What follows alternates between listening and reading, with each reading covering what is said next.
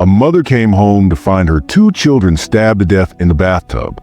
The killer was still in the bathroom, covered in blood, holding the knife. October 25th, 2012. Marina Krim returned to her Upper West Side apartment around 5:30 p.m. with her 3-year-old daughter Nessie. The lights were off. The apartment was silent. She called out for her other 2 children, 6-year-old Lulu and 2-year-old Leo. No answer. She walked through darkened rooms, her concern mounting with each step. Then she opened the bathroom door. In the tub lay the bodies of her children, submerged in their own blood. Lulu had been stabbed over 30 times. Leo, just 2 years old, had been stabbed 5 times. Standing beside them, her own throat slashed in a failed suicide attempt, was 50-year-old Yoselyn Ortega, the nanny the Krims had trusted for 2 years, the woman they'd welcomed into their home, the woman they'd treated like family. Ortega was still holding the kitchen knife.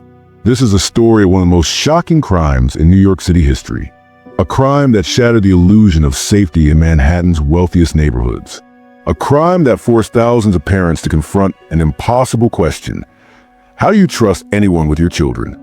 But what could drive a seemingly ordinary nanny to commit such unthinkable violence?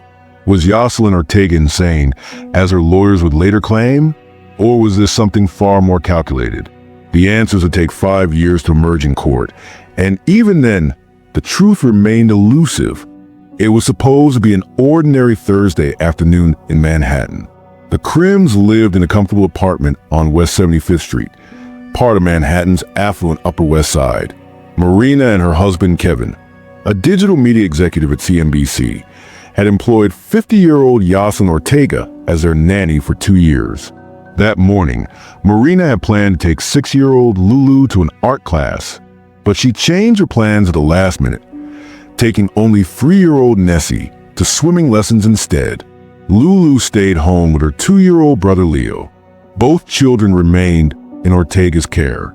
The Krims had embraced Ortega warmly over those 2 years. She wasn't just a nanny, she was considered part of the family. Marina's blog, Life with the Little Krim Kids, chronicled family outings where Ortega appeared smiling alongside the children. She was invited to birthday parties, given gifts, treated as extended family. Nobody saw what was coming. When Marina returned that afternoon and found the apartment dark and silent, she had no way of knowing that the person she trusted most had become the person who would destroy everything. The crime scene would reveal a level of violence that defied comprehension. Lulu had fought back. She had defensive wounds on her hands. The attack had lasted several minutes. Leo, just 2 years old, had been killed quickly. Ortega's failed suicide attempt would become a central element of the case. The cut to her throat was deep, but didn't sever the carotid artery. She remained conscious when Marina found her. The 2 women locked eyes in that blood-soaked bathroom. One had lost everything. The other had taken everything. Neither spoke. Within hours, the question that would consume 5 years of legal proceedings had already taken shape. Why did she do it? Yoselyn Ortega was born in Santiago de los Caballeros in the Dominican Republic. Her father owned a small bodega. Her childhood seemed normal, unremarkable. Then at 16, her younger sister Rosa died suddenly. According to family testimony, Ortega plunged into a severe depression. She refused to leave the house for an entire year. Wouldn't eat, wouldn't speak. Her family watched her disappear into herself. It was the first documented sign that something in Ortega's mind could break. Years passed. She recovered, at least outwardly.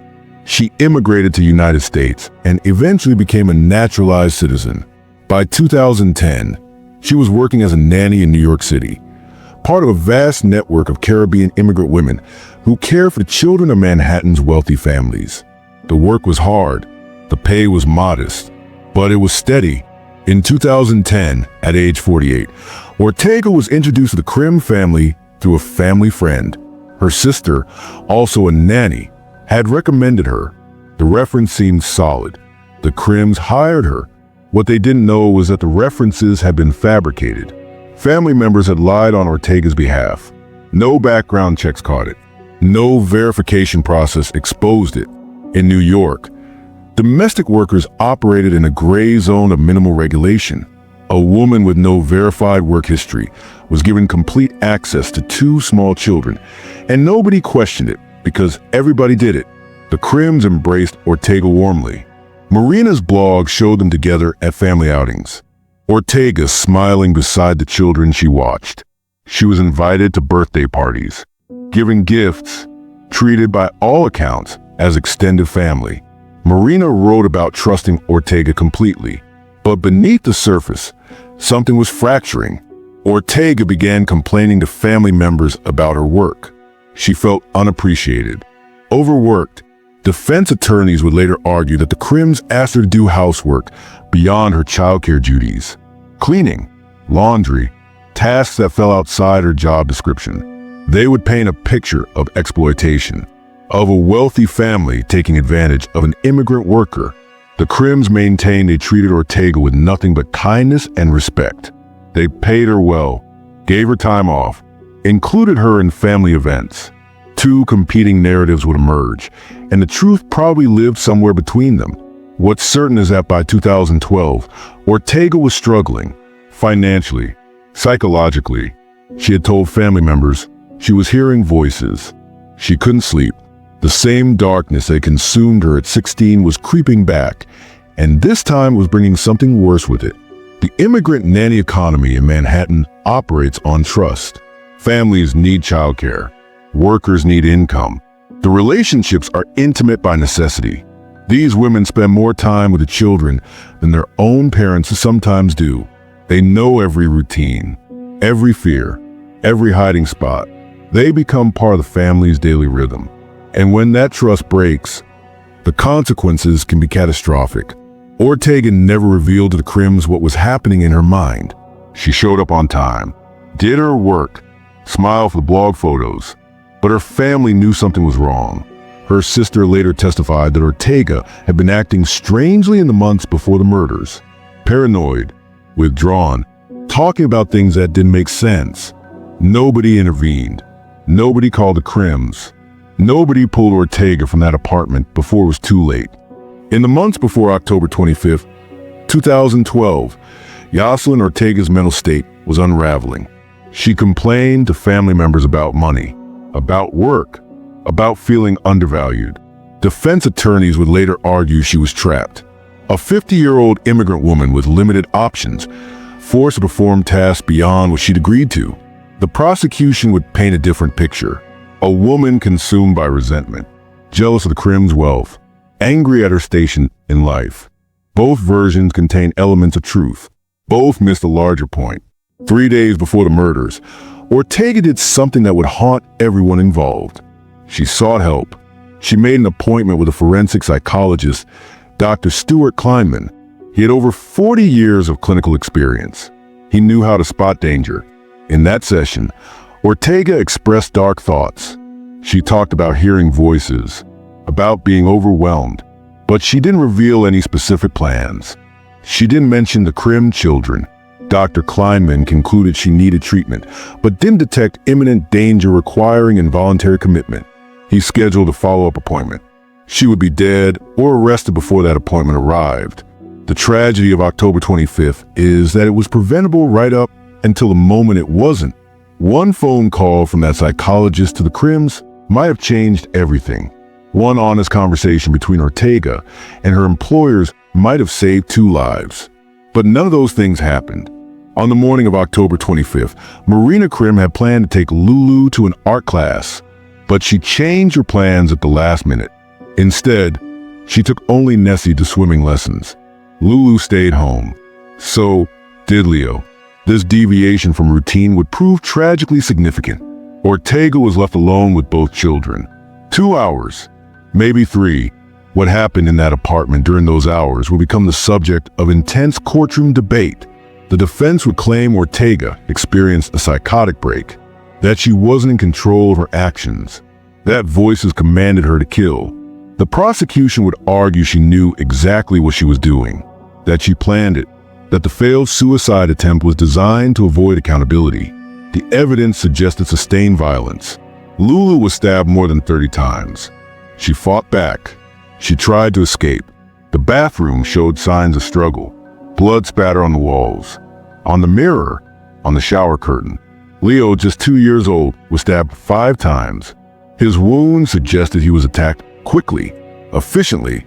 He probably didn't understand what was happening. After killing the children, Ortega filled the bathtub with water. She placed their bodies inside. Then she attempted to cut her own throat. The knife was sharp. The cut was deep, but she didn't sever the carotid artery. She remained conscious, and she waited. Marina Krim arrived home, expecting to find her children playing. Instead, she found a crime scene that would redefine every parent's worst nightmare.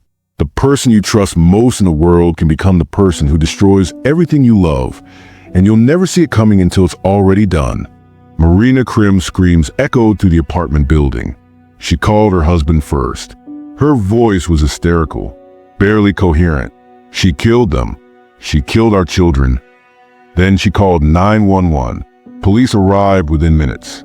Ortega was still alive. Her throat wound was severe but not fatal. Paramedics rushed her to New York Presbyterian Hospital under police guard. Detectives moved through the apartment. The murder weapons were kitchen knives from the Krim family's own kitchen. No sign of forced entry. No evidence of robbery. The bathroom told a story. Blood everywhere. Defensive wounds on Lulu's hands. The attack had been sustained. Violent. Personal. As news spread to Manhattan, shockwaves rippled through the Upper West Side. Parents pulled their children close. If a woman who seemed normal, who had worked for a family for 2 years, who had been treated like family, could do this, then who was safe? Ortega was charged with 2 counts of first-degree murder while hospitalized. Prosecutors would not seek the death penalty. New York had abolished capital punishment in 2007. Instead, Ortega would face life imprisonment without parole. The evidence was overwhelming. Her DNA on the knives, the children's blood on her clothes. The question wasn't guilt. The question was why, and whether she was legally sane. The truth is that some crimes defy explanation because the human mind isn't designed to make sense of the senseless. It took 5.5 years for Yoselyn Ortega's case to reach trial. When proceedings finally began in March 2018 at Manhattan Supreme Court, both sides agreed on one fundamental fact. Ortega had killed Lucia and Leo Krim. What was in dispute was her state of mind. The defense argued she was legally insane at the time, driven by psychotic delusions, severe depression, voices commanding her to hurt the children. The prosecution countered that this was calculated revenge, a woman who resented her employers, who chose to destroy what they loved most. The trial became a battle of psychiatric experts. Defense psychiatrists testified that Ortega suffered from severe depression with psychotic features. She heard voices, experienced hallucinations. One expert claimed she believed the devil was commanding her to kill the children. Prosecution experts argued she knew exactly what she was doing. She had sought help 3 days before, but had revealed homicidal thoughts. She had planned the attack. The human mind is simultaneously the most complex thing in the universe and the most convenient excuse for the inexcusable. The most devastating testimony came from Marina Krim herself. She took the stand in April 2018. Her voice was steady, but her hands shook. She described coming home that afternoon, finding the apartment dark, then opening the bathroom door. "I saw my babies in the bathtub," she said. "Lulu and Leo were my best friends." The courtroom was silent, except for the sound of crying. Kevin Krim testified about the aftermath, the funerals, the nightmares, the way Nessie asked where her brother and sister had gone. Throughout the trial, Ortega sat largely emotionless. She never testified in her own defense. The jury deliberated for less than 1 day. On April 18, 2018, they returned a verdict, guilty on all counts. The jury rejected the insanity defense. They found that Ortega knew her actions were wrong when she committed them. Justice, in the end, is a human construct applied to human tragedy, and neither version ever truly satisfies anyone. On May 14, 2018, Yoselyn Ortega returned to court for sentencing. 2 consecutive life sentences without the possibility of parole. mandatory for first-degree murder in New York. Kevin Krim called Ortega evil and utterly dangerous. Marina Krim spoke about what her children must have felt in their final moments. "I live with these images every day," she said. Ortega sat motionless, showed little emotion, offered no apology.